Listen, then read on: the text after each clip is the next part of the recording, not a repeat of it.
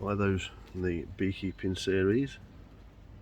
Thanks for following this. I'm going to spin you around now and just show you what I'm doing in this area. It's looking a little bit better, and I'll show you in the beekeeping series number 4. I've shown you yesterday my winter preparation, and this is the day after, and I'll show you the bees from above, what I can see and what I've done. So if I spin you around, I'll show you what I've been doing. So as you can see, there's the syrup I've just took. You can just take the top off to the English feeder, and I've got this anyway. I have a little microscope, so I can have a look close up for mites and stuff. So we pop this off. There's the English feeder, holds 6 litres, but look at these feeding. I know you can't really see them, but if you have a look, you can actually see the tongue. See it? See it coming out its mouth, whatever you want to call it, that orange thing. Look at them drink that, and they're all lined up drinking away. And like I say, if you've got I just have this in here just to sort of, so let's, just so you can have a quick look under this one. There shouldn't be a lot going off in here, because this is the space to the right. So true to form, they are not venturing into here, but like I said on the beekeeping 4, they are working away in there. I can see them in there, and because there's a gap underneath the blocker board, they know that this is secure enough and warm enough, because it's not taking away the heat. And now they've seen the light, they are actually come out. See, because they've seen the light, these are probably guards, so they're probably coming out to inspect and have a look and protect. You can see where the heat has come out and caused a bit of condensation here, look. So I'll keep an eye on that. But yeah, they've come out to inspect, see what's going off, because they can see light. Another one, look, and they are probably just defending their territory. So I'll put this back on, so I don't want to trouble them. Darken it again, so that'll be dark inside now, so they'll think, oh, I don't know what that was, because when they see light, they think that someone's breaking in, a bit like we do with our home. So I'll cover them back up, I don't want to disturb them. I've put this fleece on top just to keep some heat in. I was going to insulate this here, but I'm not going to. I'm going to keep that free flowing and then keep this here. But I just wanted to show you the English feeder. I'm not going to move it. I'll just pop that back on, make sure that's on right, so then otherwise they won't be robbed. And there you go, wasp here, look. The wasp are trying to get in, and that's probably why they are so keen when that light came, because they probably think it's wasps.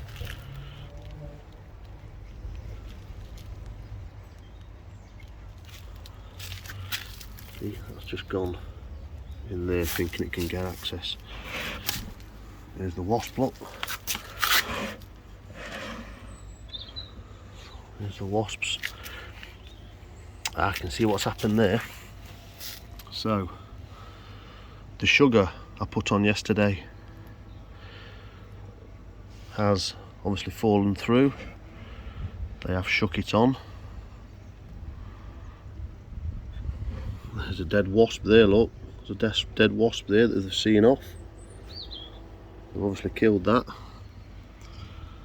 And this is now the leftover sugar with the moisture and obviously it's turning into a bit of it's attracting moisture. So I'm going to look at this. I'm going to zoom in and see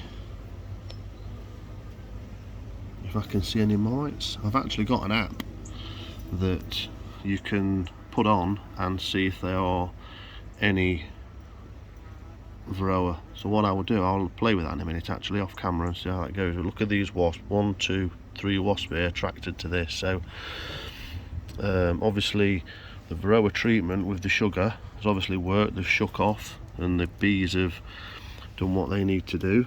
The sugar has fallen through the frame, look, when I was putting it on. So what I will do, I will probably wash this all off. I will wash this off clean and then start again with just the diatomaceous earth, and that will get rid of those wasps then being attracted to this.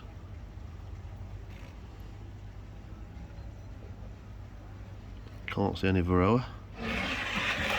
You can see there's no sugar on this side and they're not being attracted to it. So that's lesson learned.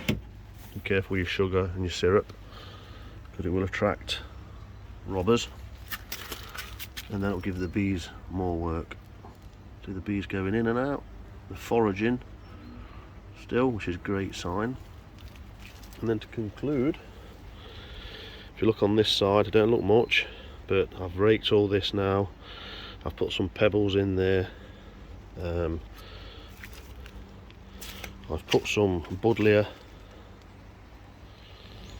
that I found around the garden growing, so I've took those out, dug them up. 1, 2, 3, 4, 5, 6. There's 6 self-growing, self-seeded hybrid buddleia there that I've took out the garden, which I found for free. Put them in just to, so that will be a buddleia hedge, and I'll keep them trimmed to 6 foot, and then every year I'll chop them down so they'll get maybe a flourish at the end of the year, and then obviously flower well, but I will keep them well trimmed down to only 6 foot high or 5 foot high, about there. Then here, what I've done, I've just raked it and I've put breeze block that I'd spare, that I'd piled up here, as you will remember, that I thought I'd make use. There's a seat in here, I just want something, some nice cushioned plastic covered seat that I can sit on there in winter or summer, catch that evening sun like I said, because here is shaded in the day, but late in the afternoon, in the evening, in summer the sun will beat in here, so I could move this and put my deck chair here and enjoy them sitting there watching them forage. You can't really see them there, but my view is probably what I can see. I can really see the bees, so I can, from here, I can see the bees going in and out like that, but on camera you can't really see them that much in here. I don't know why it gives you that perception. In real life they seem a bit closer to me here, so I've got a good view here. And also what you'll see, yesterday when I planted those, I went scavenging around the garden and I found forget-me-nots, I think these are, loads of them, and they've already took, I split them yesterday, and also foxgloves I found. So if I take you around my garden, you will see around here, you'll see loads of not foxgloves, but forget-me-nots. And if I take you right into my garden, there you go, look, there's a clump. I could take them out and put them in there. And if I take you around even more, especially up, so what I'll do is beg, borrow and steal plants from the garden. I want a autumn winter flowering cherry up there, just give them a bit of a boost at this time of year, so I'm looking for one of them. I've got this honeysuckle that's been in this pot that's never done really well because I don't water it enough, but it's still alive, so I will probably plant that somewhere down there. And if you see here, I've got absolutely loads of foxgloves, and forget-me-nots. And this is where I took the forget-me-nots yesterday, look, just from that there. And they will grow, they'll flower in spring, they'll set seed, and they'll just spread everywhere, and I'll leave them natural. And then down there I'm going to put foxgloves, more foxgloves, forget-me-nots, spring flowering bulbs probably. I'm going to put this standard prunus crabapple, I'm going to plant that as well down there. Yeah, and just keep building up with plants and stuff. So forget-me-nots, all of these, just everywhere. They just, you can just see them dotted around in the garden. Okay, more foxgloves, foxgloves. Here you go, look. See that plant? That plant there is a little buddleia growing. So I will take that out of there and plant that down the garden and let it just naturalise. Like I say, crabapple will go in there. I've actually got an apple tree here, an espalier, that is like that. It's a trained espalier. I had two, one either side, so this needs trimming, growing really well, but this one on this side has never done well, and I've grown a honeysuckle up it. So I could take that out and grow that down there, but I don't know. So it's about a bit of beg, borrowing and stealing. If you look in here, look, forget-me-nots, just everywhere. They just self-seed.